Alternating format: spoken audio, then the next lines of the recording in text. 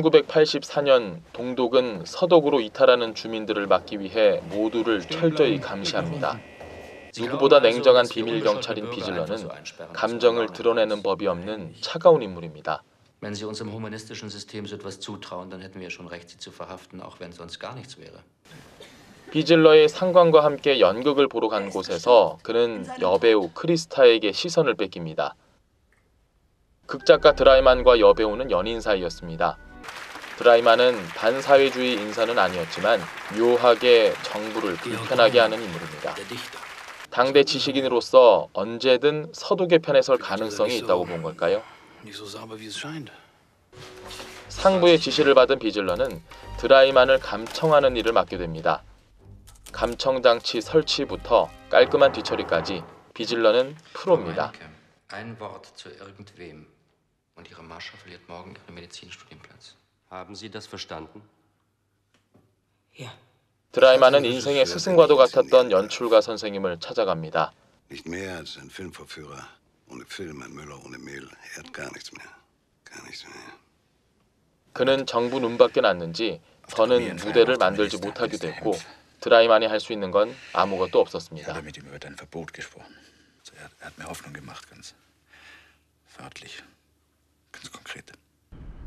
크리스타는 정부 고위 인사와 육체적 관계를 맺게 됩니다. 너무도 싫었지만 무대를 잃고 싶지 않았던 그녀는 그 협박을 거부하지 못했고 드라이만은 이 사실을 알고 있지만 굳이 말하지 않습니다.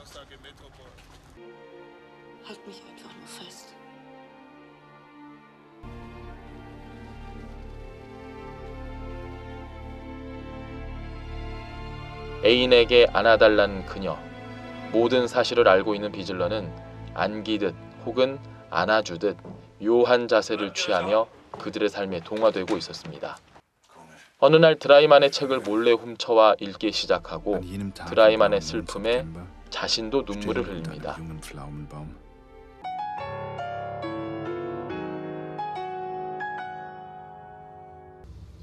그는 변하고 있었습니다. 예전 같으면 아이의 아빠를 찾아내 취조실로 끌고 갔겠지만 이제는 그러지 않습니다.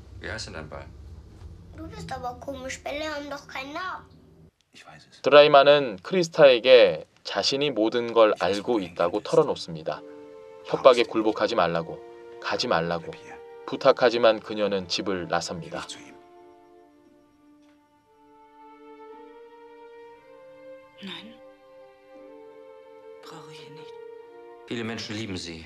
마음이 착잡한 비즐러는 우연히 그녀와 만납니다. 몰래 감청을 하는 경찰이 감청 대상자 앞으로 가서 위로의 말을 전합니다.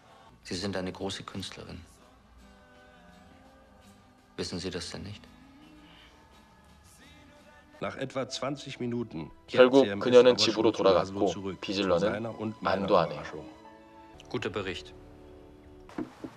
인생의 스승이었던 동료의 죽음에 드라이만은 글을 쓰기로 합니다. gab es nur ein Land in Europa, das mehr Menschen in den Freitod trieb. Ungarn. 동독의 상황을 서독에 알리는 기고문을 정부 몰래 작성하기로 한 거죠. 감청이 활발히 이루어지고 있다는 걸 알았던 지식인들은 감청이 이루어지고 있는지 시험을 하기로 합니다.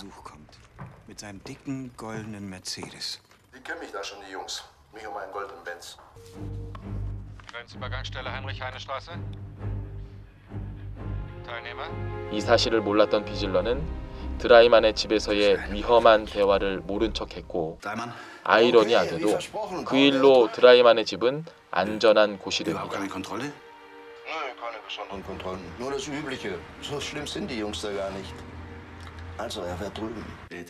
정부를 비난해도 체제를 조롱해도 비즐러의 보고서엔 별다른 내용이 적히지 않습니다.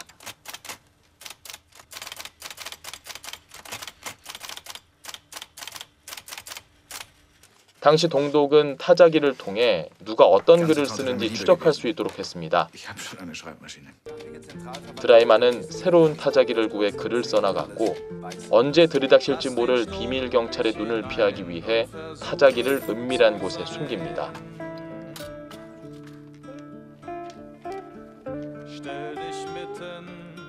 드라이만의 기고문은 무사히 서독으로 전해졌고 방송을 통해 동독 사회에 큰 울림을 주게 됩니다.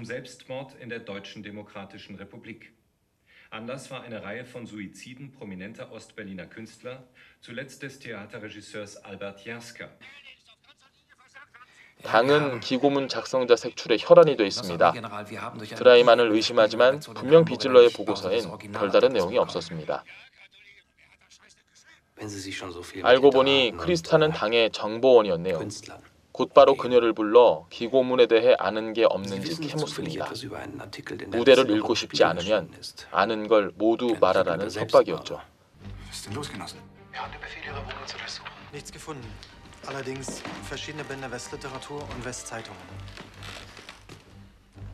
다행히 타자기는 못 찾았고 대신 타자기를 찾기 위해 그녀를 취조해야 하는 상황이 됐네요. 차분하게, 냉정하게 자신의 장기를 발휘하는 그에게 그녀는 타자기의 위치를 말해버립니다. 변해가던 비즐러,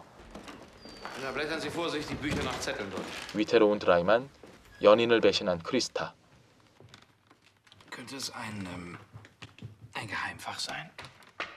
그들의 삶은 어떻게 흘러갈까요?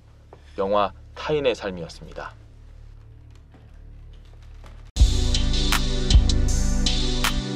이렇게 좋은 영화가 있다니. 다양한 영화, 다채로운 색깔, 무비 프리즘. 안녕하세요, 리뷰카우입니다. 안녕하세요, 리뷰마우스입니다. 자, 오늘 함께 살펴볼 영화는 독일 영화죠. 타인의 삶입니다. 지난 2020년이죠.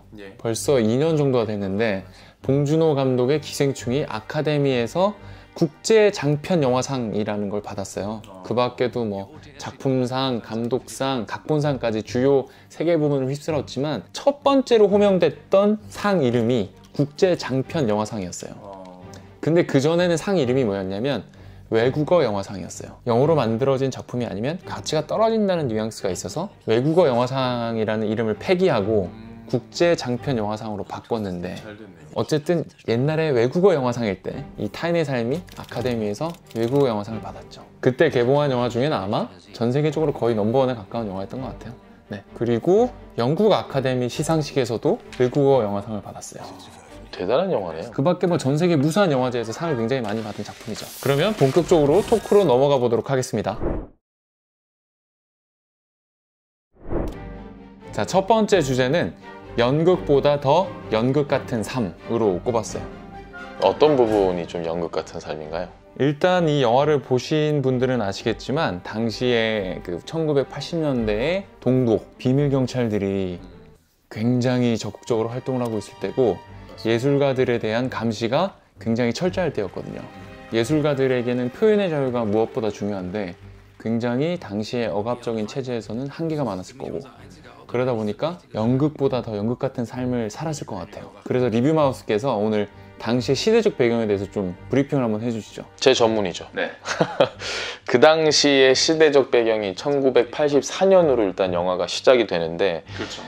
독일 같은 경우는 패전국입니다. 그래서 연합군에 의해서 독일이 4개 지역으로 분할이 되고 그래서 동독과 서독으로 나뉘고 동독은 소련이 통치를 하게 되고 소련이 통치를 하는 중에서도 베를린 같은 경우는 또 동서로 분할이 되고 뭐 이런 복잡한 상황이 있는데 처음에 1949년부터 독일이 찢어지거든요. 그러니까 꽤 많은 시절이 흘렀죠. 30년 이상이 흘렀습니다. 어떤 정도의 분위기였냐면 1969년에 서독의 브란트 총리가 취임을 한 이후에 동진 정책을 합니다. 서독은 굉장히 잘 살았어요. 자본주의 시장 경제를 받아들여서 굉장히 돈이 많았고 미국의 지원을 받았고 동독은 아주 못 살았고 사람들이 다 서독으로 빠져나갔고 그 당시 화폐 가치만 보면 1대 10이라고 할 정도니까 서독이 갑자기 지원을 막 해줍니다. 1969년 이후에. 그러니까 동독 사람들이 서독 잘 사네? 하지만 그때까지만 해도 신문과 방송 같은 게 전혀 오픈이 안 돼요. 서독이 어떤 일이 있는지 오가는 건 되는데 그러다가 1978년도에 미디어를 오픈을 해줍니다. 자, 영화에 나오는 배경부터 불과 6년 전입니다. 서독에서 나오는 방송을,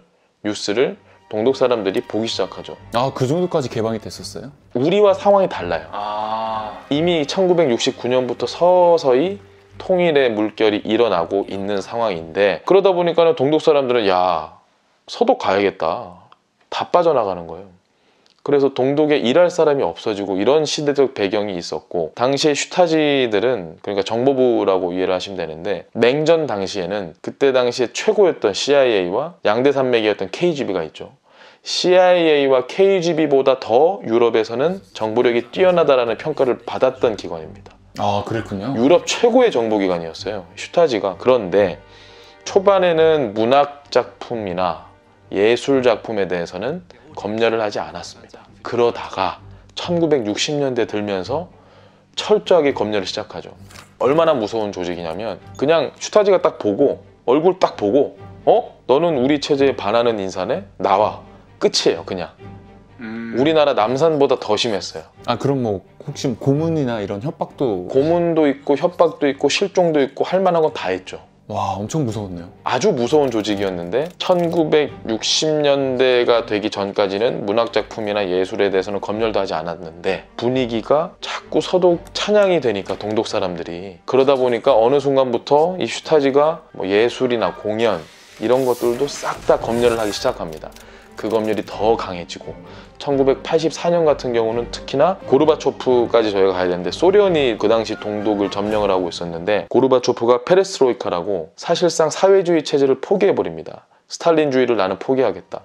그게 1985년 초반이거든요. 그러니까 1984년 그 당시 상황은 거의 사회주의 체제가 붕괴되기 직전에 아주 아슬아슬한 분위기라고 보시면 되고, 그 아슬아슬한 분위기를 놓기 싫은 동독의 그 슈타지들이 마지막 발악을 하고 있었던 시점이고, 아주 예민한 상황인 거죠. 하지만 해외에서 이걸 슈타지들의 나쁜 행동을 서서히 보도를 하기 시작을 하니까, 대놓고 그냥 나와 찢어 죽이고 이런 걸 못하고 감청을 하고 공포 분위기를 조성하고 시민이 시민을 감시하게 만들고, 그렇게 해서 최대한 물리적 억압을 하지 않을 정도로만, 그러나 아주 완벽하게 억압되는 분위기를 조성하는, 그때 당시에 슈타지들이 감청을 하거나 뭐 이런 분위기들이, 뭐 이런 시대적 배경이 좀 있다. 아주 간략하게 설명을 드렸습니다. 그 리뷰 마우스의 설명을 듣고 나니까 왜 감독이 1984년으로 시대적 배경을 설정했는지가 되게 명쾌하게 설명이 1년 뒤면 자기들을 지배하고 있던 나라의 소련이 사회주의 체제를 포기하는 선언을 해버리는 그때였습니다. 그러니까 마지막 발악인데 굉장히 더 엄격한 감시와 감청과 감독이 이루어졌던 그런 시절이었어요. 그 시기가 1984년이고, 야, 굉장히 짧게 브리핑을 잘 해주셨네요. 제가 할 수 있는 건 이런 거밖에 없습니다. 다른 것도 잘 하시는데. 남자 주인공 중에 한 명인 게오르그는 극작가이고, 그의 연인이자 배우인 크리스타가 여자 주인공이죠. 주인공들의 설정 자체가 극작가, 배우 이러다 보니까 영화 초반에도 게오르그가 쓴 대본을 가지고 연극을 하죠. 그 연극의 주인공이 크리스타이고, 그러니까 이게 영화 속에 어떻게 보면 액자식 구성인 셈이기도 한데, 극작가 게오르그와 배우인 크리스타가 실제로도 삶 속에서 연극을 할 수밖에 없는 상황이 계속 벌어지는 거죠.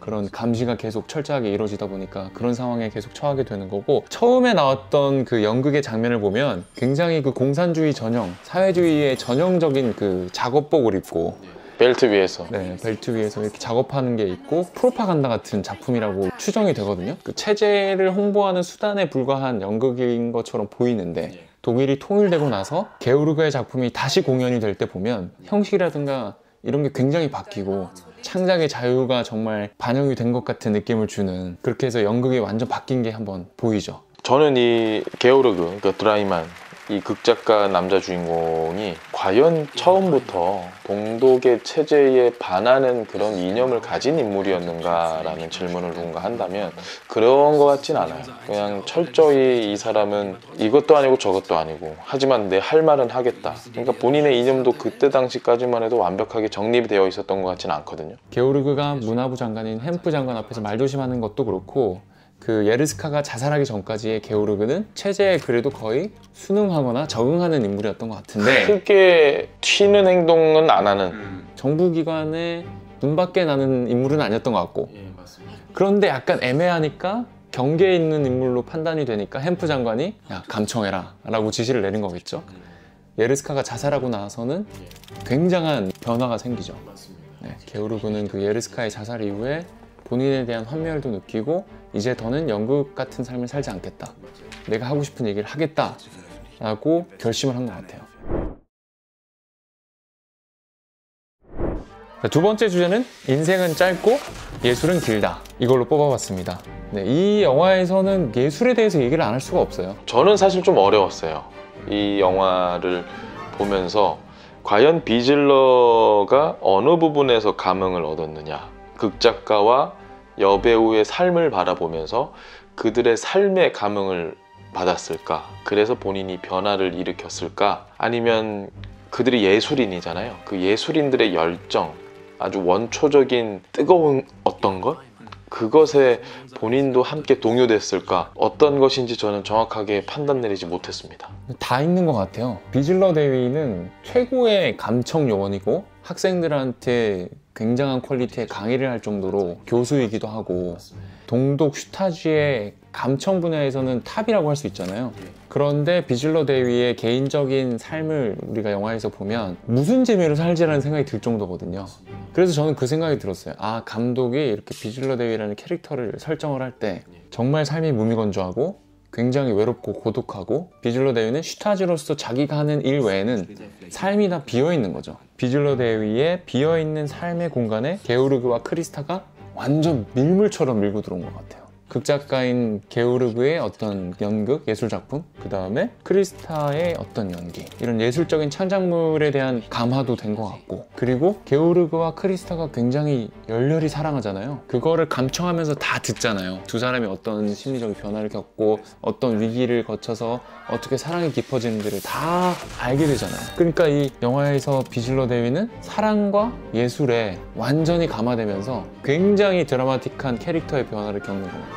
그래서 보면은 이제 비즐러 데위가 그 둘의 삶에 점점 이제 스며들죠. 예술에 대해서 관심도 생기고, 게오르그가 갖고 있던 브레이트 시집도 몰래 가져와서 읽어보고, 그 다음에 게오르그가 아름다운 영혼을 위한 소나타를 연주하는 걸 듣고 눈물을 흘리기도 하고, 게오르그가 그 장면에서 피아노를 다 친 다음에 뭐라고 하냐면, 베토벤의 소나타 열정에 대해 레닌이 뭐라고 했는지 알아? 계속 듣다간 혁명을 완수하지 못할 거랬지. 아, 그 대사가 너무 멋지더라고요.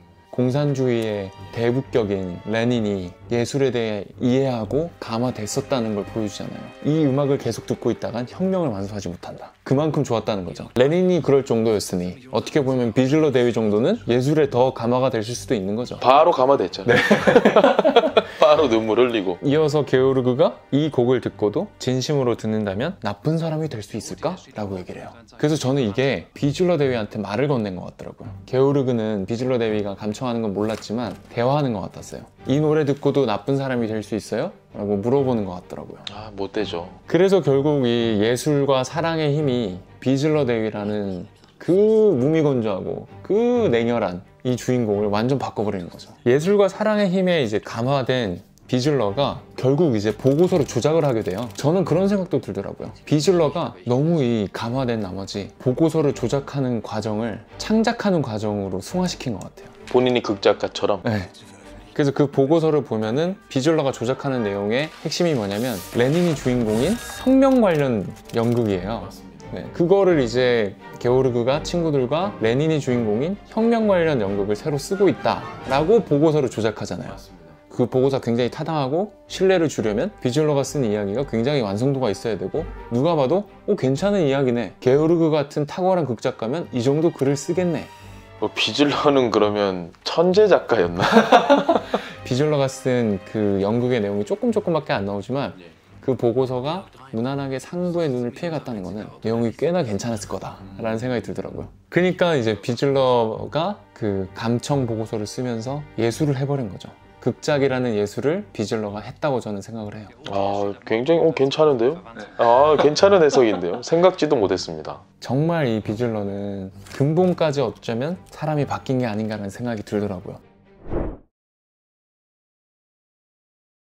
자, 그러면 명장면을 보기 전에 마지막 주제로 이 영화의 제목인 타인의 삶에 대해서 한번 얘기를 해보면 좋을 것 같아요. 비즐러는 타인의 삶에 들어갔습니다. 타인의 삶을 들여다본다는 건 나의 삶을 들여다보게 되는 계기가 되는 것 같아요. 어찌 보면 타인의 삶 속에 이 정도로 푹 들어가야만이 나의 삶도 이렇게 푹 들여다볼 수 있는 게 아닐까. 그래서 요즘 현대인들은 타인의 삶에 들어가기 어려운 것만큼 나의 삶 속에도 그렇게 푹 들어오기가 쉽지 않은 게 아닐까라는 생각이 좀 들었어요. 리뷰카우 생각은 어때요?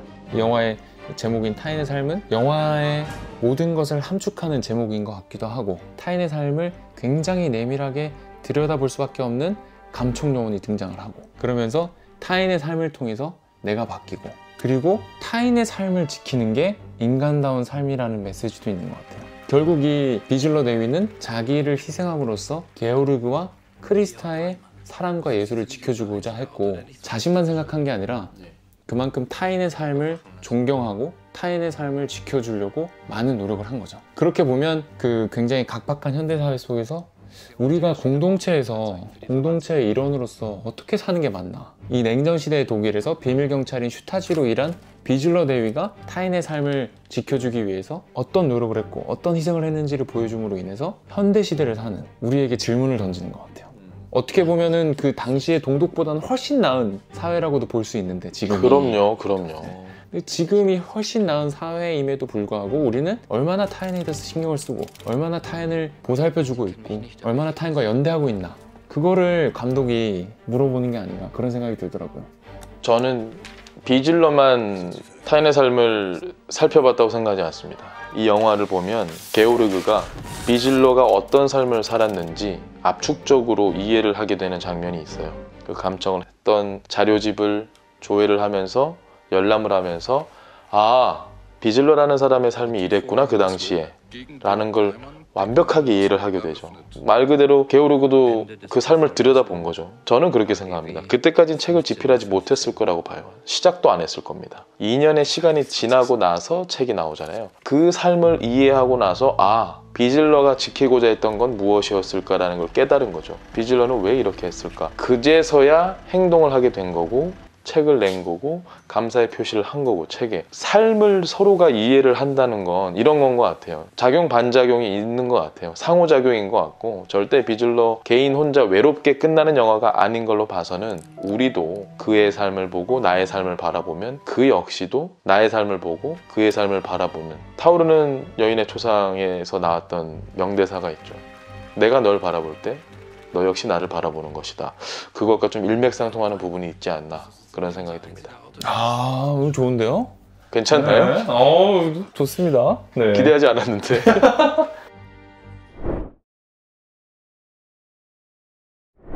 자, 이제 명장면을 한번 살펴볼까요? 저의 명장면은 크리스타가 문화부 장관이죠. 햄프 장관 어쩔 수 없이 만나야 되는 상황이 있었고, 게오르그는 그걸 알고 있었고, 만나고 올라와서 샤워를 하고 크리스타가 침대에 웅크리고 누워있죠. 날 좀 안아달라고 말할 때 게오르그는 다 알면서 살포시 안아줍니다. 그 장면 자체도 아주 마음이 찐한데, 그걸 듣고 있는 비즐러의 표정을 잘 보면, 자세를 잘 보면 본인도 누군가에게 안겨있는 듯한 포즈를 취하고 있다가 부하 직원이 들어오면 화들짝 놀라면서 일어나거든요. 저는 그 비즐러의 그 모습이 너무 인상적이었던 이유가, 마치 자기가 크리스타가 된 것처럼 이렇게 안겨있는 모습, 그리고 동시에 본인이 게오르그가 된 것처럼 안아준 듯한 포즈, 이 두 가지가 좀 섞여 있어요. 혼재돼 있어요. 아, 완벽하게 그들의 삶 속에 들어갔구나, 그리고 그들과 함께 공감하고 아파하는 그런 마음이 있구나 라는 걸 느껴서, 참 그 장면이 비즐러의 본성을 보여주는 장면이 아니었나, 그래서 저는 그 장면을 꼽아봤습니다. 아, 좋습니다. 정말 명장면이었던 것 같아요. 좋은 장면이죠. 리뷰카우의 명장면은 무엇입니까? 게오르그의 집에 몰래 슈타지들이 들어가서 도청장치를 설치를 하잖아요. 20분 준다. 딱 비즐러가 20분 준다 하고 도청장치를 집안 곳곳에 정말 싹 설치를 하잖아요. 그리고 나옵니다. 최고의 요원인 비즐러 대위는 실수를 용납하지 않잖아요. 도청장치 설치 작업이 끝나고 나서 나오면서 앞집을 노크를 하죠. 정말 사람이 있는 걸 확신하고 노크를 하는 것 같아요. 그렇죠. 사전에 그것도 알고 간 것 같아요. 마이네케 부인이 겁먹은 표정으로 딱 나오죠. 그러면서 뭐라고 하냐면, 마이네케 부인, 발설하시면 따님의 의대 생활은 끝입니다. 아시겠죠? 깔끔합니다, 아주. 그럼 마이네케 부인이 정말 겁먹은 표정으로 네 라고 하고 가면서 뭐라고 하냐면, 저는 이 대사 때문에 이게 진짜 명장면인 것 같아요.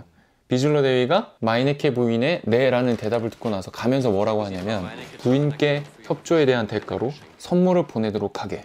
갑자기 막 굉장히 온화하고 온정적으로 표현해요. 이 장면이 명장면이라고 생각한 게, 당시에 그 숨막히는 감시사회의 모습을 굉장히 짧은 장면으로 압축해서 잘 보여준 것 같고, 슈타지 같은 비밀경찰만으로는 이 감시 사회를 완성할 수가 없잖아요. 영화 오프닝 씬을 보면 10만 명의 감청 요원과 20만 명의 스파이가 있었다고 하는데 그렇게 많다고 해도 전 국민을 감시할 수는 없잖아요. 그러면은 이 감시 사회가 제대로 작동을 하려면 결국은 시민과 시민들이 서로를 감시하게 만들어야 되거든요. 시민과 시민이 서로 감시하는 이 작동 시스템을 너무 잘 보여준 장면인 것 같아요. 그래서 그 영화 초반에 이 장면을 보고 아, 당시 상황이 정말 숨막혔겠구나 라는 거를 관객에게 설득력 있게 제시를 하는 거죠. 그래서 저는 이 장면을 꼽았습니다. 자, 오늘 이렇게 타인의 삶 함께 리뷰를 해봤고요. 아, 정말 저희가 이 리뷰 작업을 하면서 저는 행복한 게 좋은 영화를 반복해서 보고 그 다음에 각자의 토크를 준비해오고 토크를 하다 보면 새로운 토크가 또 이어지고 아, 서로가 달라요, 생각이. 서로의 관점이 다르니까 너무 재밌는 것 같습니다. 부디 저희처럼 여러분도 재밌기를 바라면서 저희는 다음에 더 좋은 영화로 다시 찾아뵙겠습니다. 네, 고맙습니다.